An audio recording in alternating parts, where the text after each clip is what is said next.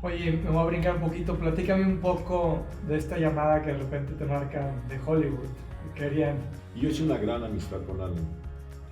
Y Alan, en las pláticas que les daba a los tequileros, les decía, no vendan graneles, vendan marcas. En las fiestas de la Casa Blanca, el presidente Ronald Reagan invitaba a la Asociación de Productores de Tequila a participar en las fiestas de la Casa Blanca. Antes de tus 30 años ya eras el director general. Fui director a los 29 años. Yo lloraba en las noches de angustia, porque no sabía. Es que no hay free ride, como dicen en inglés, ¿no? It's not free ride, ¿no? Es muy difícil por el principio de subsidiariedad. Cuando tú dejas a la gente que deje su creatividad y que empiece un embrión muy importante para que de ahí surja una asociación de tequileros con ese criterio. Bienvenidos a un episodio más de Líderes Trascendentes. Yo soy Rodrigo Padilla y hoy me complace tener aquí a nuestro amigo Francisco Guillermo Mendoza Tarré, a quien presento. Él es de Zamora, Michoacán, es contador público con posgrado en Administración por la Universidad Autónoma de Guadalajara. Cuenta con algunas especialidades en comercio internacional, como son los programas de International Marketing and Export Promotion Program y el Foreign Trade Training Program por el World Trade Institute de Nueva York. Realizó el programa AD2 del IPADE y es de la generación del 2009 del curso de formación social para empresarios por la USM Guadalajara, hoy llamado DIFOS. Trabajó para Kodak, fue director general en el consorcio internacional COINSA y por prácticamente 20 años fue el director general de Danisco México.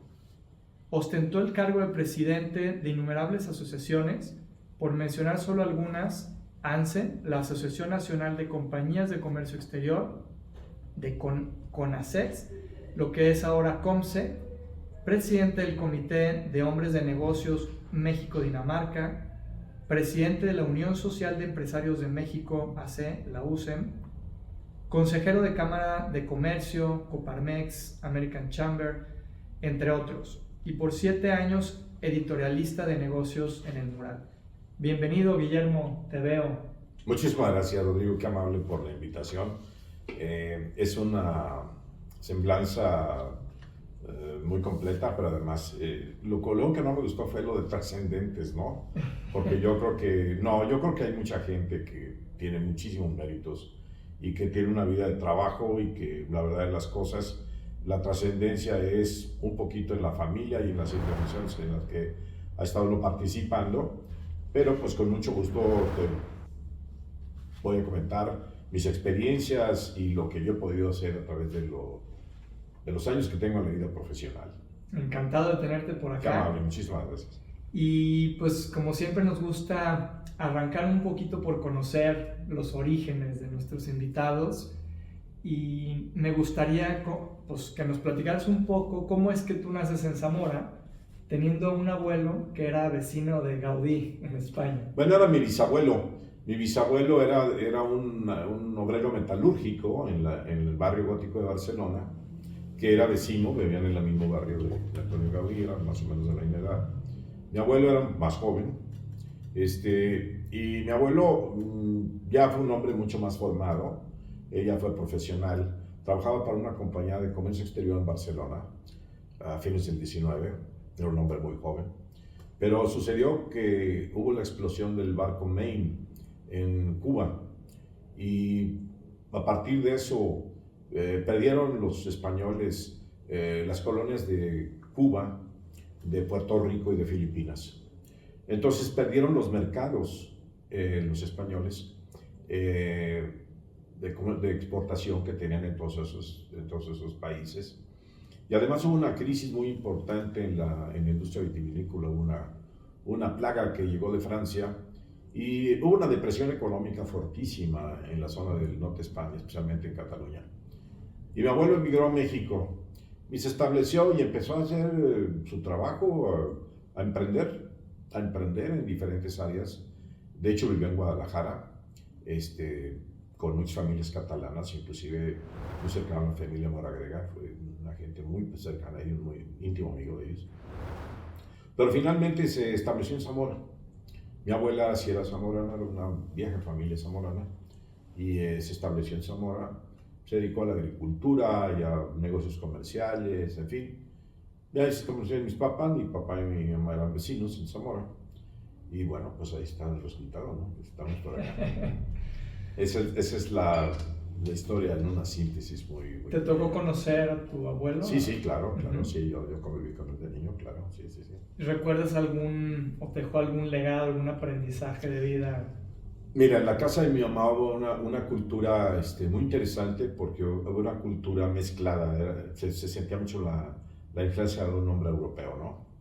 Desde la comida, las costumbres en ciertas épocas, en ciertos momentos, las celebraciones navideñas, el lenguaje. Llegaban amigos de mi abuelo y hablaban en catalán ahí en la casa, lo iban a visitar de Guadalajara y de gente de México, que eran gente que se conocían. Entonces, pues sí, había una mezcla de gente muy culta, de actividades gastronómicas y de todo tipo, donde sí sentías diferente, ¿no? Había una diferencia en lo que era más o menos el promedio de una vida provinciana, ¿no? En ese momento. Como mucha cultura.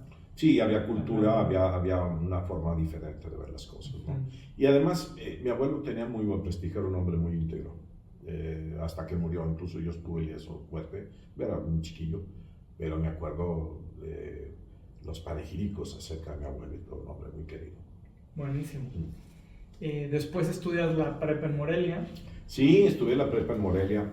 Fíjate que mi mamá era prima de dos jesuitas, de un jesuita muy famoso, muy importante, que fue casi de los fundadores de la Universidad Iberoamericana. Y su hermano era obispo de Morelia, eran los hermanos Martínez Silva. Y mi tío Salvador, que además había sido el tutor de mi papá, que era una gente cercanísima a nosotros, era obispo de Morelia. Entonces, un día le dije, oye, ¿por qué no voy a vivir contigo? Pues toda la vida. No, hombre, les estoy encantado de la vida, porque ya ves que les gusta tener algún familiar. Y pues yo, jovencito. Me fui a estudiar con los maristas, estuve en el Instituto Valladolid de Morelia, ahí hice la preparatoria. Entre mis maestros fue el papá de Felipe Calderón, era mi maestro, don Luis Calderón Vega. Y conocí gente muy interesante en Morelia, muy interesante. Y fue una experiencia preciosa. Además, Morelia y toda la zona de Morelia, de Pátzcuaro, de donde es el origen de la familia de mi papá, de hace muchos siglos, desde la época de la colonia, pues es una zona que te enamora. Michoacán se juece aparte en términos del arraigo étnico, todo lo que tiene, te enamoran los paisajes, todo. Y fue una época muy bonita. Y bueno, tuve la suerte que luego me vine a estudiar una ciudad preciosa que es Guadalajara. Entonces, he vivido en ciudades muy bonitas, ¿no? En Morelia y en Guadalajara, que para mí es un privilegio, ¿no? Bien. ¿Y comienzas aquí a estudiar la universidad? Sí, aquí estoy en la universidad en condiciones un poquito difíciles, porque fíjate que llegando a vivir, mis papás acababan de venir cuando yo vine a Morelia, se acababan de venir, entonces yo me iba a México a estudiar, porque ya ustedes son mucho más jóvenes, pero en aquel momento los calendarios escolares eran desde el estado de Michoacán hacia el sur, se llamaba el calendario B. Las clases empezaban en febrero y terminaban en noviembre. Y de Jalisco para hacia el norte era el calendario A, si mal no recuerdo. Y entonces las clases empezaban en septiembre y terminaban en mayo. Entonces había un desfase, ¿no? Entonces yo terminé la preparatoria en Morelia en noviembre, y ya los cursos ya habían empezado aquí desde septiembre, ¿no? En la universidad ya no pude entrar. Entonces pues ya no pude. Pero nada más en esa circunstancia mi papá tuvo un accidente cardiovascular. Tenía 45 años.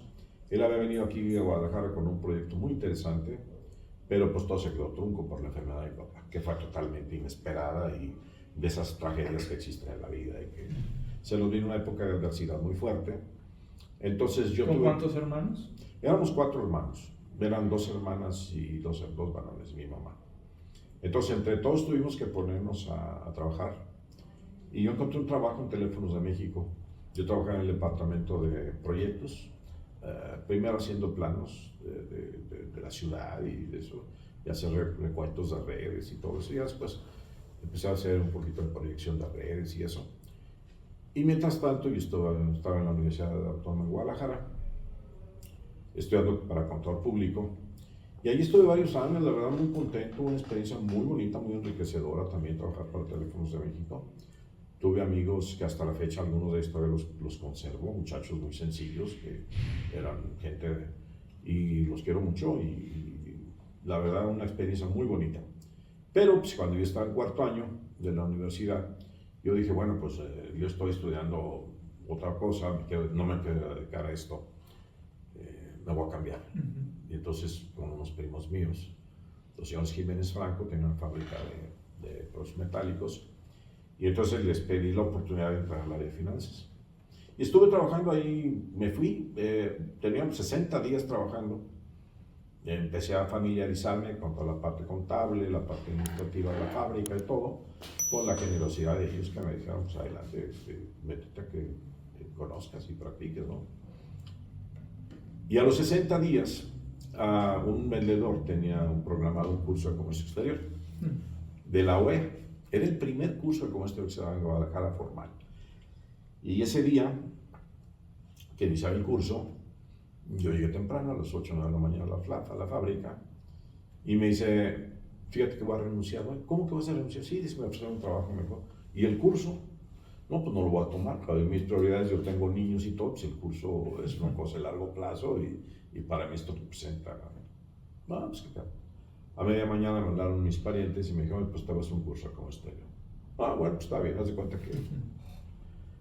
Y me llamó mucho la atención, me aceptaron en el curso, y a los 60 días de estar yo sentado con mis cuates de teléfonos haciendo planos y comiéndome loncha a media mañana, en fin, me estoy sentado con directores de banco y con gente que era directivos de empresas exportadores muy importantes, muy significativos de Guadalajara, tequileros y globeros y todo eso.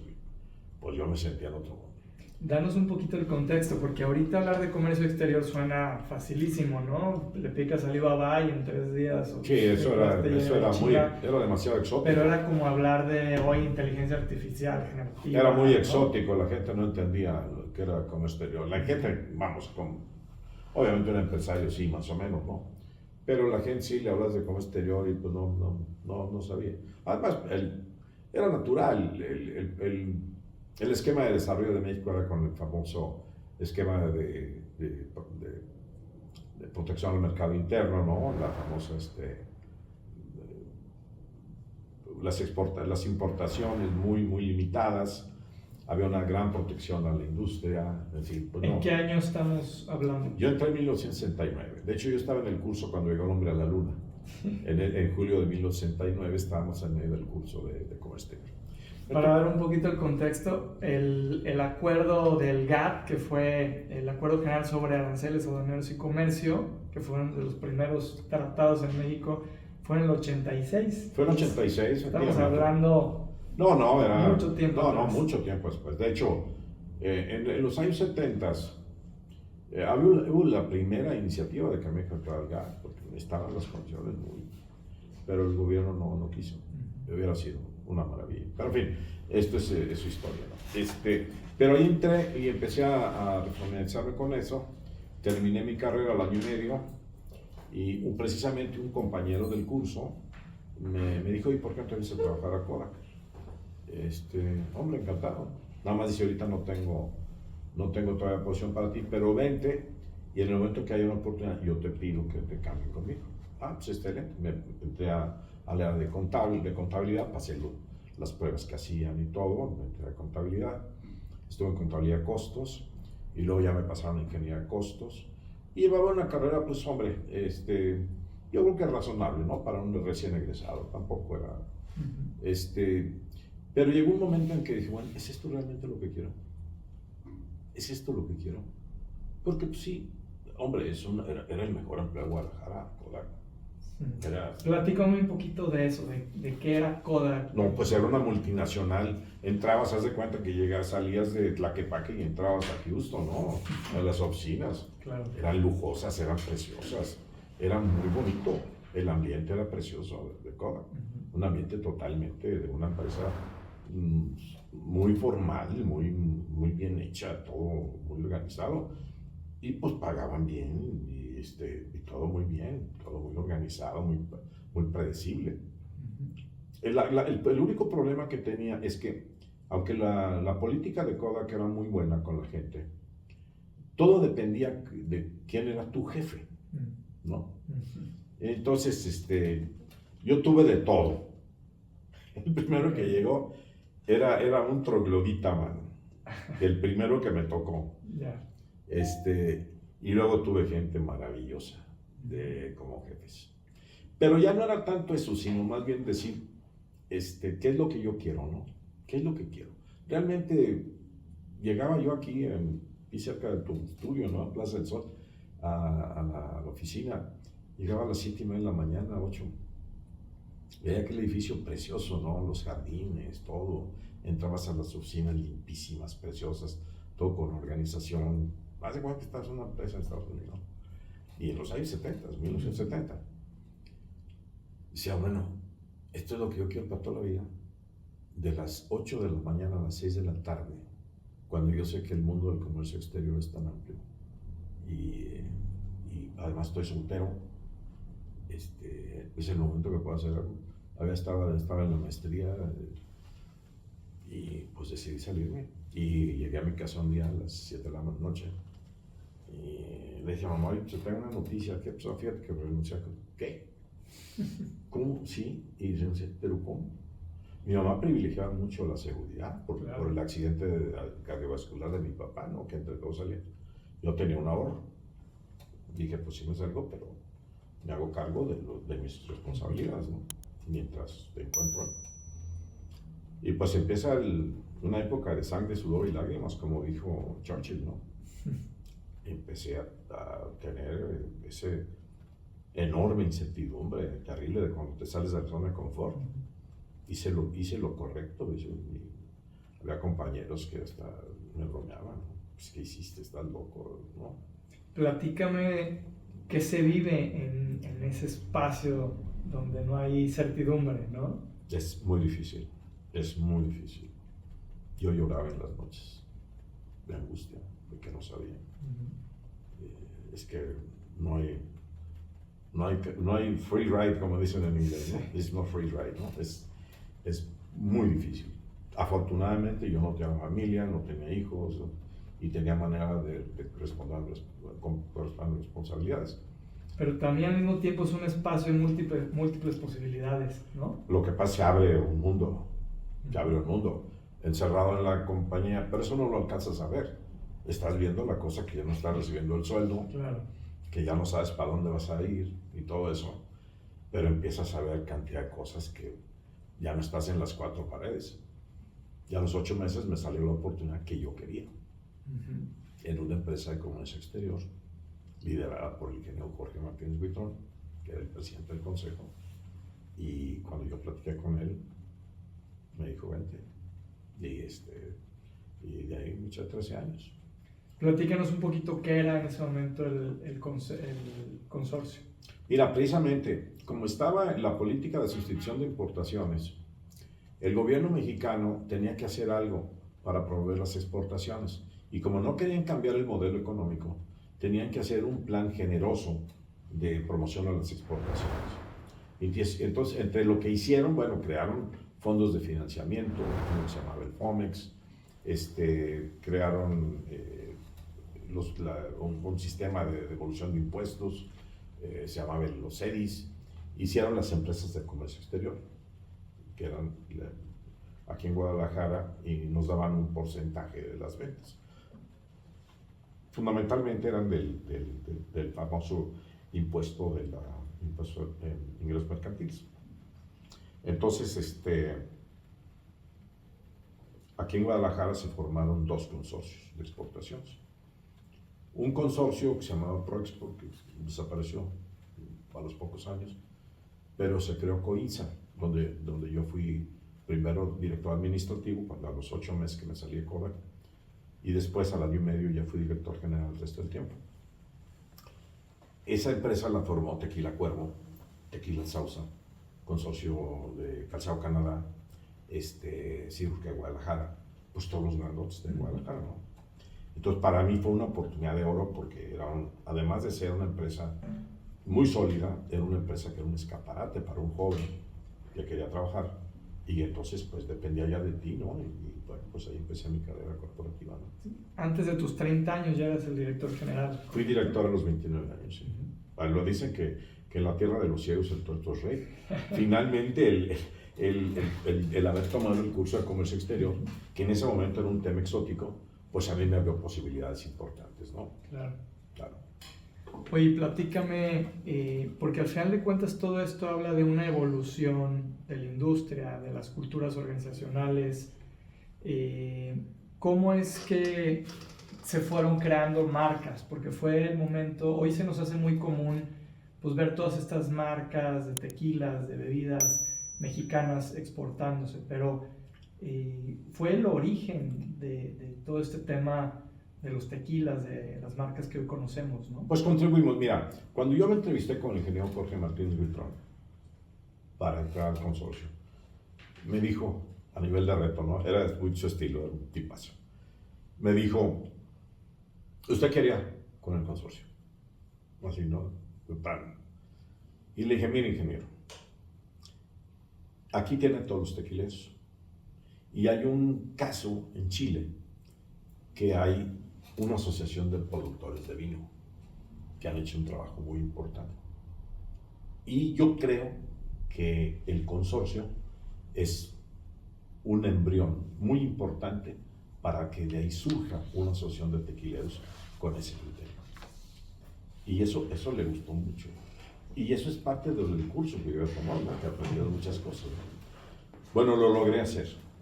En Dallas formamos, antes de que existiera el Consejo Regulador de Tequila, formamos una asociación que se llamaba Association of Tequila Producers, que era una asociación análoga a lo que era Rones de Puerto Rico. Había otra, Rones de Puerto Rico.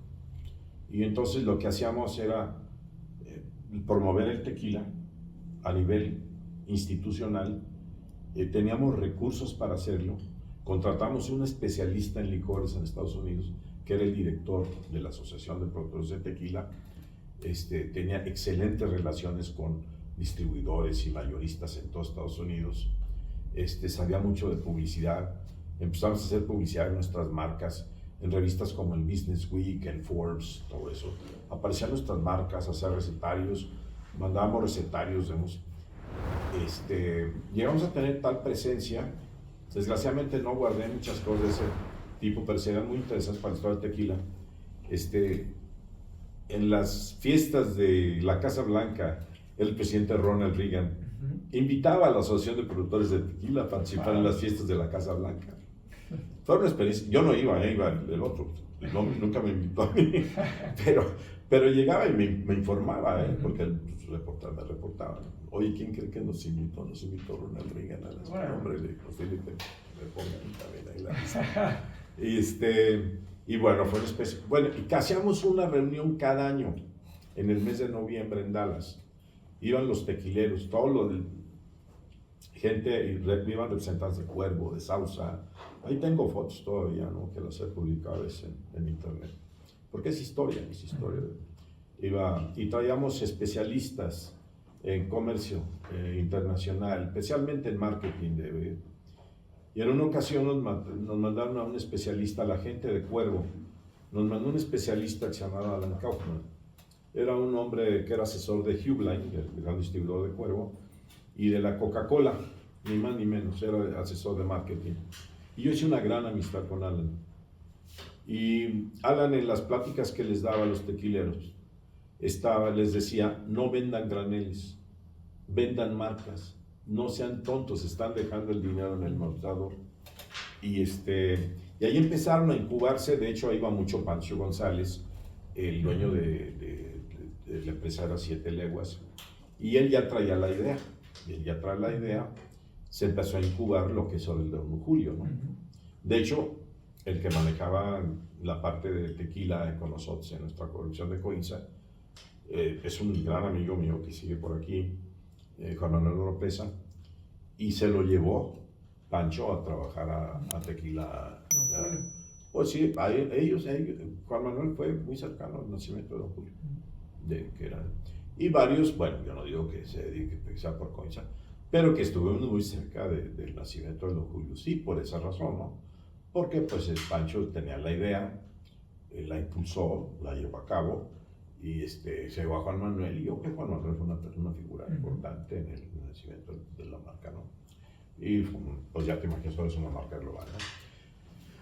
Y así, como por el estilo, mucha gente empezó a incubarse esa idea, a darse. El tequila en ese momento era muy popular en California, en Arizona un poquito y en Colorado, un poquito en Texas. Y entonces parte de nuestra estrategia es llevarlo a Nueva York. Llevarlo a Nueva York porque precisamente Alan Kaufman me dijo, si tú quieres que el tequila, ya me empezaba mucho la tendencia de restaurantes mexicanos. Me dijo, si tú quieres que el tequila se popularice, llévalo a Nueva York.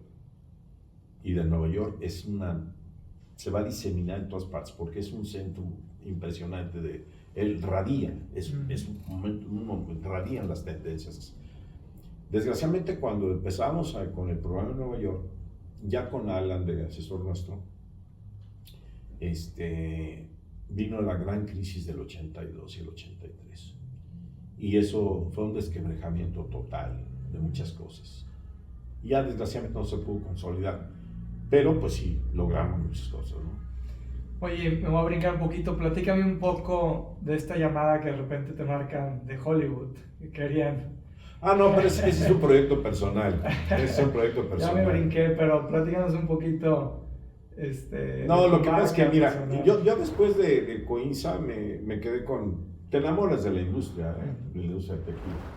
Es fascinante.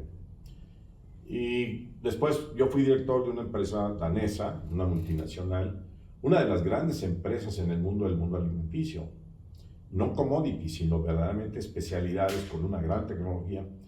Entonces me familiaricé mucho con el mundo del alimentos y bebidas. Y Alan Kaufman me dijo, nunca le tengas miedo a las cocinas, ahí salen grandes productos. Fíjate, desde él desde Coinza. Entonces, cuando yo salí de la universidad, cuando salí de la empresa, mi hijo se estaba graduando de ingeniero químico. Y me dijo, oye, yo quiero empezar algo. Le dije, pues, ¿por qué no haces un licor de tequila con hierbas? Le dije, yo tengo la manera de que te apoyen, gente que conozco, que te haga una formulación y todo eso, con los tequileros, y pues vamos a armar. Y pues, nos vamos a poner empresita, ni siquiera maquila, ponerle empresa. Pero aprendimos muchísimo. Y entonces existió una marca que me decían que yo estaba loco. ¿Cómo se llamaba? Se llamaba Espantasuegras. Y entonces hice la marca y hicimos nuestra paginita web y todo lo que se tiene que hacer, ¿no? Y curiosamente era una marca muy disruptiva, porque pues un producto que se llama Espantasuegras, por el amor. Me decía mucha gente, incluso gente conocida, y que estás loco, ¿qué es esto? Es muy ofensivo. Pues de ofensivo nada. La gente, cuando fuimos a la Alimentaria 2005, en el centro de Banamex en México, no te imaginas cómo estaba el booth. Estaba lleno de gente buscando, de gente de Sudamérica, de España, de aquí mismo en México, todo el mundo se quería llevar una botella de su casa, ¿no? Y no estaba mal el producto. De hecho, poquito tiempo después, yo todavía estaba en la empresa. Y me hablaron un día de Hollywood, de New Line Cinema. Y pues vieron la paginita web que teníamos. Y una chica asturiana, entonces mi amiga se llama Inmaculada Carvajal se llama. Y me dijo, oiga, usted tiene una cosa que llama Espantasuegras. Le dije, sí. Y me dijo, lo necesitamos urgentemente. ¿Por qué? Le dije, dice, porque estamos sacando una película de Jane Fonda y de Jennifer Lopez que se llama Monster-in-Law, sobre las suegras. Dice, entonces, ese producto se nos viene de maravilla para promover la película en los mercados latinos. Queremos cajas de su producto, las que tenga, en las principales estaciones de radio de San Francisco, de Los Ángeles, de Dallas, de Los Ángeles, Chicago, etc. Y ahí viene lo que, cuando uno está verde, yo hice el producto sin considerar que los saborizantes que le ponía, lo hacía con hierbas frescas, pero al final haces una homogenización del producto, pero los sabores con los que homogenizaba eran sabores que no están calificados con la normatividad americana. Entonces no pude aprovechar la oportunidad. Ya. Pero como anécdota es bonita, ¿no? Porque dices, bueno, Claro, es que claro. las cosas disruptivas salen porque son diferentes y porque se ligan con cosas que... yo aprendí mucho de branding, leí mucho de branding, desde antes de eso. De hecho, yo escogí la marca porque sabía que una marca disruptiva te da mucho tema. Sí, lo primero Una es marca- que hablen de ti, ¿no? Dicen Es una marca principio sin de marketing. historia, pues es difícil, ¿no? Y sobre todo en un mundo tan competitivo. Y esa marca tenía características muy Y tu interesantes. suegra no tuvo inconvenientes. Mi suegra ya estaba más allá de bien y mal. Muy bien. Sí. Oye, platícame, vámonos ahora a la USEM. De repente eres presidente de la USEM, de la Unión Social de Empresarios Mexicanos, Sí, que sí, sí. promueve pues, formar empresarios. Platícanos un poco cómo llegas ahí y cómo cambia tu visión. Pues mira, yo todo mi antecedente familiar siempre fue muy de ese estilo, ¿no? De hecho, mi estilo de dirección siempre fue un estilo muy respetuoso. Yo daba mucha libertad y a mí me dieron mucha libertad para trabajar en las empresas. Y eso para mí fue un gran aprendizaje. Venir de una empresa como Kodak, que era muy jerárquica, ¿no? Donde dependía de con quién cayeras, pues era terrible, ¿no? Porque te digo, tuve muy mala suerte, luego muy buena, ¿no? Pues, era un poco de suerte con quién caías ahí para de jefe, ¿no? Y cuando yo ya entré acá al consorcio internacional, el estilo del ingeniero Martínez era padrísimo. Era un hombre que te da una libertad y te hace crecer. Yo lo digo entre bromas con gente que trabajó también conmigo. ¿Tú qué preferirías? ¿Que te dieran una maestría en administración en una escuela? ¿O trabajar unos 2 años con el ingeniero Martínez? No, dice con el ingeniero Martínez. Aprendías muchísimo. Verdaderamente era un líder que te dejaba trabajar, que te daba muchas ideas, que tenía mucha experiencia y todo eso. Y eso nos hizo crecer a mí y a mucha gente que estuvieron trabajando con él, ¿no? O sea, les daba la oportunidad de tomar sus propias decisiones. Sí. Sí, nos daba mucha libertad y obviamente nos pedía resultados, ¿no? Eras responsable, pero... Qué importante es brindar esta libertad en los ambientes de trabajo, ¿no? Mira, cuando entré a UCEM y hablaron del sistema, de lo de subsidiariedad, yo lo entendí perfectamente, porque el crecimiento que nosotros dimos y que a mí me dieron con mucha gente fue precisamente por eso, por el principio de subsidiariedad. Cuando tú dejas a la gente que deje su creatividad y que empiece a... Porque si llegas y le pones, es como dicen los chinos, después hace cuenta que pones a un tigre en una jaula, ¿no? Claro. Una gente que tiene creatividad, que tiene emociones, que tiene pasión por las cosas, y tú le dices qué hacer, pues, el famoso dicho dice, aquí no vengo a que tú opines, sino a que obedezcas. No, así no funciona el mundo. Yo lo veo como una maceta, ¿no? O sea, es de qué tamaño le das la maceta a tu gente y ese es el espacio, es la libertad que le estás dando para crecer. Si es una chiquita, pues así va a crecer Claro. el arbolito, ¿no? Y Claro, si es grande, así es. pues es grande. Así es. Entonces, bueno, cuando yo entré a UCEM, me invitaron. Yo nunca había participado, nunca en la vida corporativa de mis trabajos. Sabía que existía UCEM, pero nunca me invitaron. Ni yo estaba en otro mundo. Participaba en la Cámara de Comercio de Americana, en Coparmex, pero en UCEM nunca me invitaron. Y un día me invitaron a participar en UCEM. Y empecé a ir, hacían desayunos los martes, y empecé a ir con mucha asiduidad, fui a los desayunos de UCEM. Y me empezó a gustar mucho el tema porque resonaban mucho con mi manera de ser, ¿no? Y me entusiasmó el tema. Y una me dijeron, ¿y no te interesa tomar el lifoso? Pues sí, ya no estoy en la vida activa, pero sí. No, es que queremos que seas el presidente. Ahí la gente que manejaba los directivos. Y tomé el lifoso y me dijeron, ¿ya estás listo? Pues sí, yo tenía tiempo. La asociación estaba muy caída. Había muy poca membresía, la convocatoria muy limitada. Era gente muy mayor, casi todos, como yo, gente de 60 y tantos años, así, ¿no? En aquella época. Entonces, pues ya la convocatoria empezaba. Y pues la verdad tampoco no quería mucha gente entrar. Pero yo tenía tiempo, me gustaba el tema, y dije, bueno, pues algo, por alguna razón me está llegando esta petición y esta invitación, ¿no? Entonces lo acepté y tomé la convocatoria, la toma de protesta en una de las reuniones de Tapalpa. Ahí la tomé y ya empecé. Y empecé a trabajar con muy pocos recursos, con muy pocas. Empecé a mover cosas. Y estuve 3 años y medio porque tampoco no quería nada entrar, ¿no? Y logramos hacer cosas, hicimos varios difosos, empezamos a invitar a jóvenes y como a los 3 años y medio invitamos a René Salgado. Dijimos, ¿sabes qué? Es que necesitamos cambiar totalmente el perfil de la asociación. Sí, y entonces hablé con Luis de la Peña, que era el presidente de la UCEN Confederación, que además está Patio también. Le dije, oye, yo creo que hay que hacer el cambio.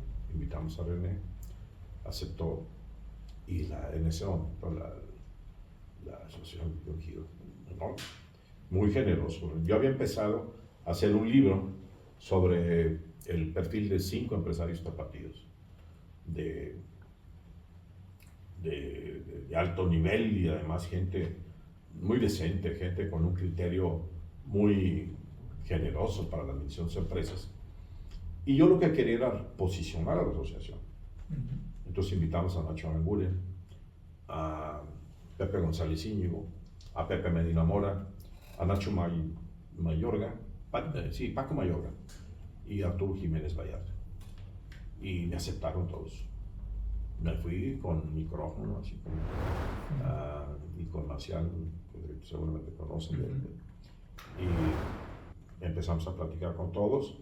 Pero una persona nos hizo toda la cosa de estilo, sin modificar ninguna de sus cosas. Tomamos la cuestión de sus vidas, de sus criterios de admisión. Y sacamos un librito que se llamaba Del alma a la productividad. Y ese librito todavía no lo había terminado cuando entró René. Y le dije a René, oye, tengo este proyecto a medio camino, ¿quieres seguirlo? No, sí, termino. Y lo terminamos, juntos prácticamente.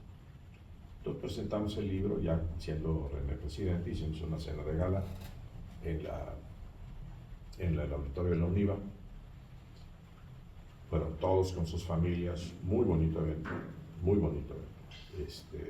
Cada quien habló, se le hizo semblanza de cada uno, en fin. Y curiosamente al final Arturo Jiménez me dijo que quería platicar conmigo. A los 2 meses me llamó, obviamente, y pues él nos ofreció apoyarnos. Y finalmente de ahí ese libro surgió un gran apoyo que dio Arturo, que resultó en la semilla donde se construyó el gran banco de alimentos que existe ahora en Guadalajara. Wow. Que fue una gran semilla, un gran impulso. Después, hombre, el trabajo enorme que ha hecho José Luis González Íñigo, Julio Acevedo, y tantos empresarios, que es una obra maravillosa la del Banco de Alimentos. Pero nosotros tenemos el orgullo que en el inicio pusimos un granito de arena para eso y con el apoyo, por supuesto, de Arturo, ¿no? Oye, y una vez que tomas este curso de formación, ¿no? Y pues entiendes todo este tema de la subsidiariedad y solidaridad, que ya lo practicabas prácticamente, si hicieras una recapitulación de todo lo que te ha tocado vivir en las organizaciones, ¿qué cambios has visto en estas últimas 3, 4 décadas en términos de la evolución de las culturas organizacionales de cara a la dignidad de las personas? ¿Has visto cambios y qué nos hace falta por trabajar en las organizaciones? No, pues los cambios han sido radicales, fundamentales. En aquellas épocas se manejaba típicamente la organización jerárquica, ¿no? El jefe, una organización tipo casi militar, ¿no? Donde pues sí está prohibido pensar, ¿no? Tú obedeces y lo demás, ¿no? Por eso era muy novedoso lo nuestro. Yo traje aquí un consultor americano que fue también un gran hombre, John Caris. John Caris, yo lo traje de Estados Unidos y de hecho hizo un grupo de desarrollo y se formó con varias gentes del grupo de siderúrgica, de nosotros, de otras empresas, se hizo el grupo de desarrollo.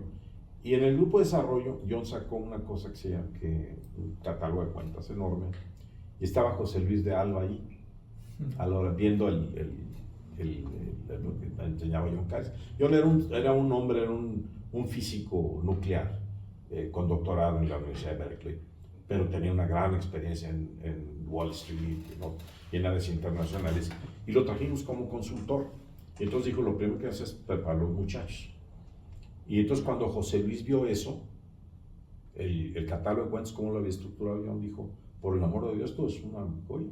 Y él se salió y creó el Compaq, lo que es ahora el gran sistema de contabilidad. Y de ahí es el origen. Bueno, John Caris, entre todas sus cosas, tenía también todo un criterio para el manejo del personal. Y él originalmente dijo, vamos a hacer una organización radial, pero al final, la verdad, qué visionario, dijo, no, tenemos que hacer organizaciones que funcionen en red, desde ahí. No, olvidémonos de las jerarquías son totalmente limitantes para la creatividad de la gente.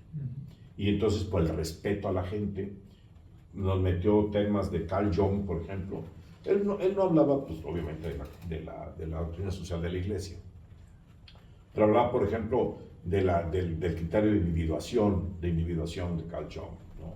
Cómo el individuo tiene que ser el mismo, desarrollarse, dejarlo para que él propio cree su mundo, y pues todas esas cosas no las enseñaba él. O sea, ya empezaba a mezclar la psicología de Carl Jung totalmente hacia el mundo organizacional. Era un gran admirador de Carl Rogers. Fue en esa época que estaba yo. Carl Rogers llegó a venir al ITESO. Carl Rogers es un psicólogo que formó muchísimos psicólogos que salieron del ITESO, ¿no? Y John estaba aquí, y en alguna ocasión coincidieron, pues vino Carl Rogers y estaba John Caris aquí. John Caris falleció hace 3-4 años de COVID en Charlotte, Carolina, y José Luis, cuando cumplió 40 años, Compaq. Fue muy generoso en mencionar que John era el abuelo de Compaq.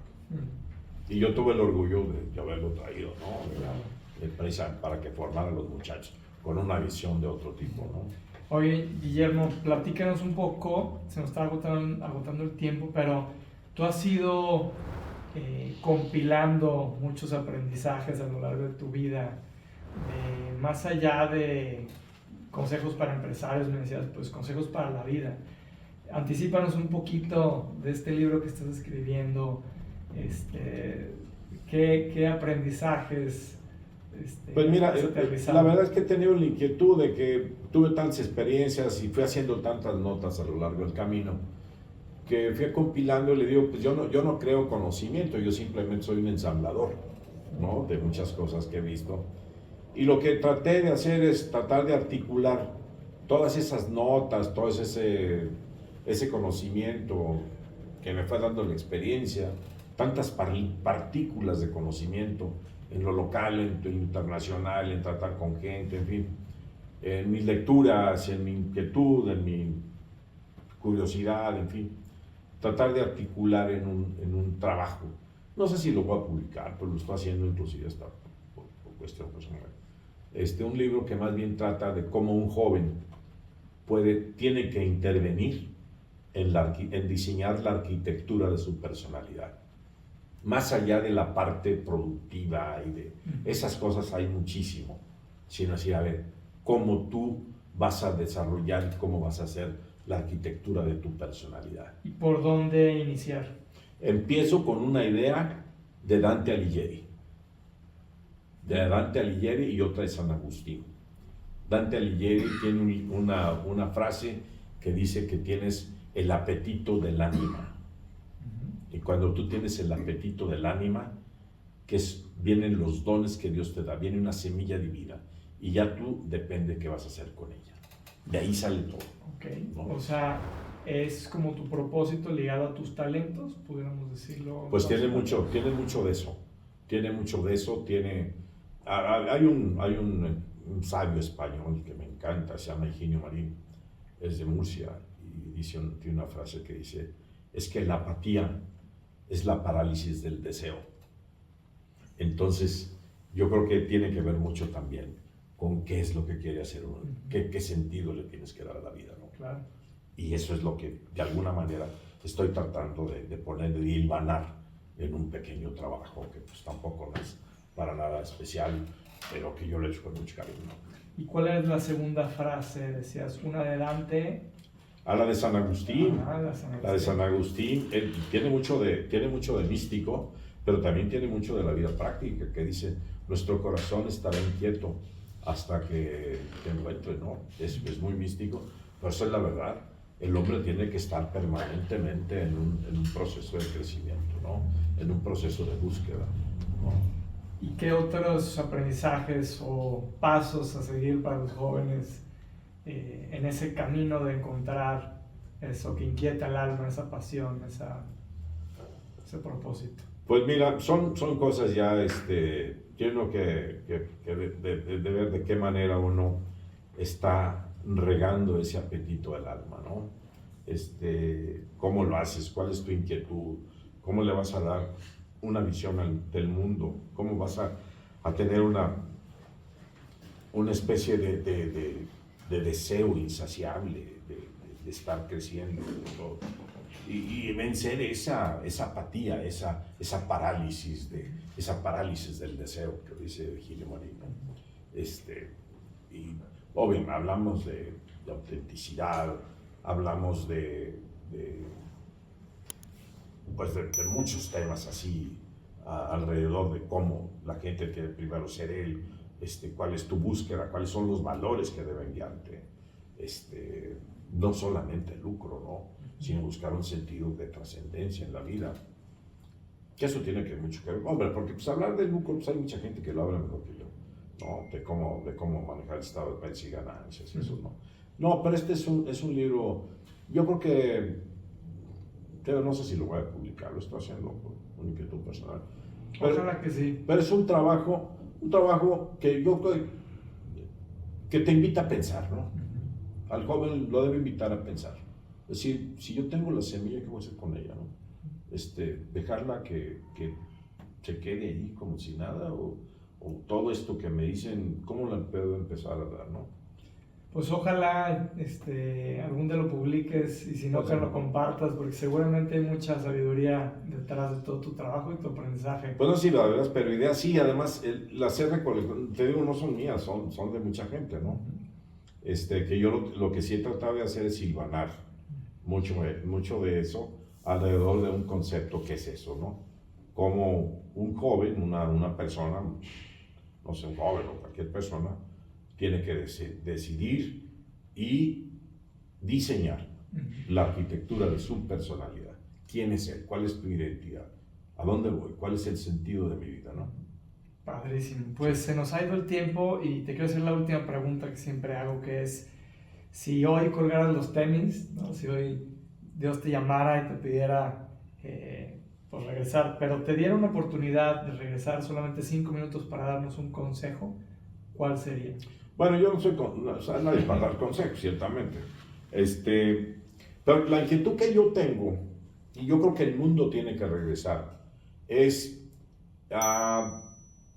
volver los ojos a la trascendencia, y la trascendencia es Dios.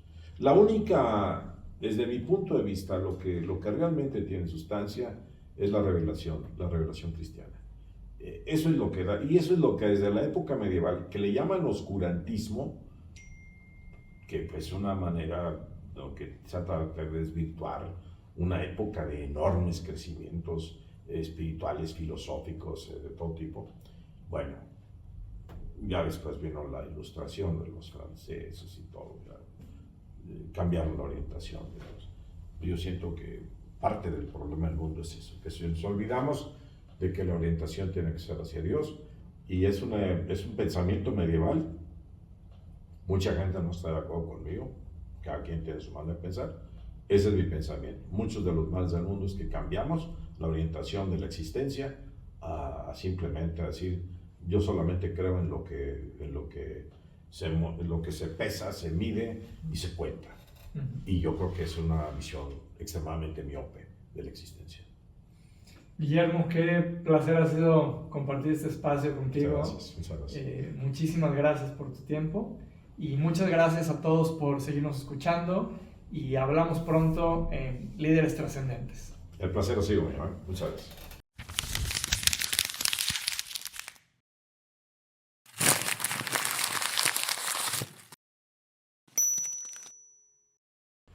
¿Cómo te sentiste? Pues bueno, ya me eché mi rollo, bueno. No, pues de eso se trata. De eso se trata, Pues mira, de inspirar un poco. Pues ojalá que a algún muchacho le sirva, ¿no? Puede ser útil.